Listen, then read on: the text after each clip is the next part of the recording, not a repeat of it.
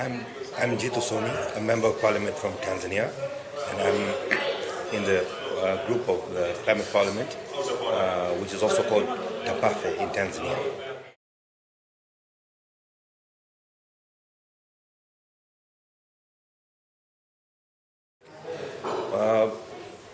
After we started the group, we've been working quite hard, and one of the main issues that we worked on is to have a policy on renewables.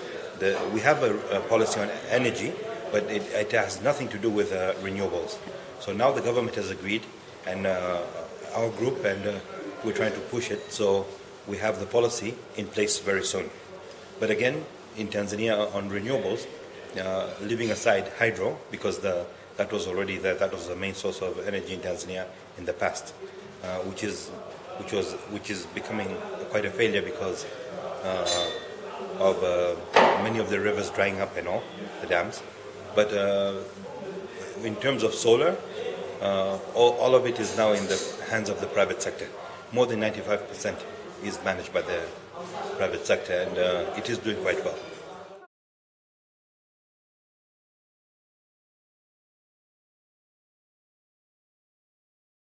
At the moment, we don't have value-added tax, which is VAT, on any of our renewable products. But the government is now coming up. We are now in session, and they brought in a new VAT bill, which makes almost all the products, not only the renewables, but almost everything, except for a very small list that's there, VAT exempt. So, which will be negative towards the renewables, because now we have a few companies like Mobisol, and they're doing a great service.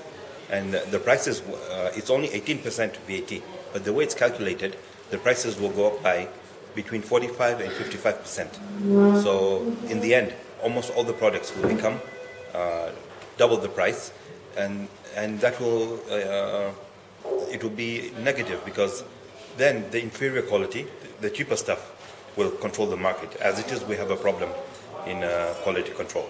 So what we're trying to do, I'm going to move an amendment this time, so we make sure that all renewables are not charged with VAT. And the other thing that we're trying to work on is the Government Procurement Act. If we can manage to do that, then a lot of these products, especially because all the main source of income, or like the main purchaser in Tanzania is the government for all, let's say, like the schools and hospitals and all. So if we can manage to change the Procurement Act, then we can buy direct from the source or single sourcing with quality products. Then for sure the prices will really go down, and many more people, especially who are distant from the grid, will have access to renewable energy, especially lighting in there. In the rural parts of Tanzania, which 75% of the people live out there.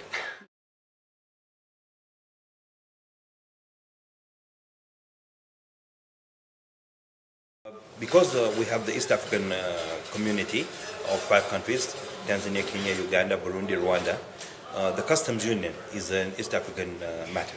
So if we want to, let's say, reduce the import duty or have it zero rated, Tanzania cannot do it by itself, or Uganda or any of the other countries. It has to be a regional issue. So we're going to now work with the East African Legislative Assembly and try and work with the members of parliament there to push forward this agenda. So even on import duty, if we can have the prices go down or a waiver on the import duty, then it really will make the prices of the renewables go down further, and many more people will have access to it.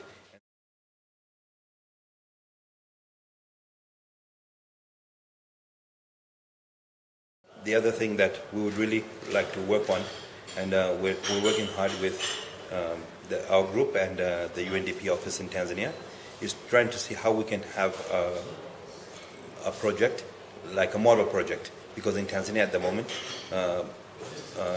renewable is only for lighting.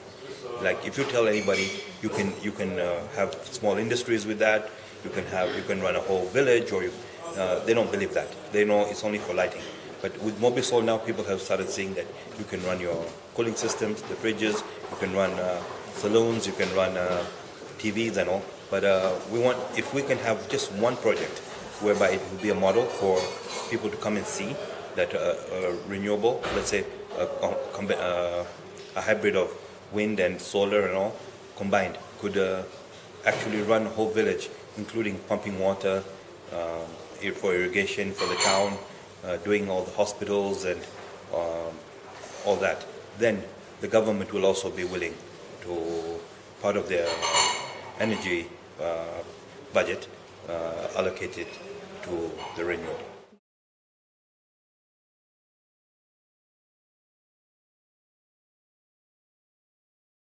I would say one would be the capacity building. A lot of MPs, even when I started, when you talk of climate change in Tanzania, like to everybody else, it would be more on like planting of trees and taking care of the environment, taking care of the areas where there's a lot of floods and all that, but nothing to do with energy.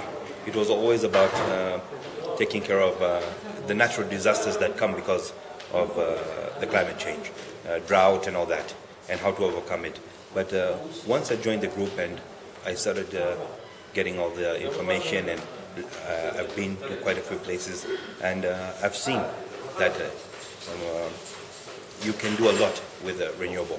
Like in my country, the minister once said that you can only have a maximum of 10 to 15% renewable in the whole energy mix. And here I learned from other members of parliament and the other people that you can go up to whatever percentage you want on renewables. And I would be willing to work and to encourage everybody else that because we don't have the fossil fuels in Tanzania, and everything is imported, and the fossil fuels are very expensive. Now, if we get a cheaper alternative, and not only cheaper, but even if it's the same price, but to areas where we're not going to be building the grid in the next 10 to 15 years, those people can get immediate renewable energy, and you can start off with very small and just gradually grow up.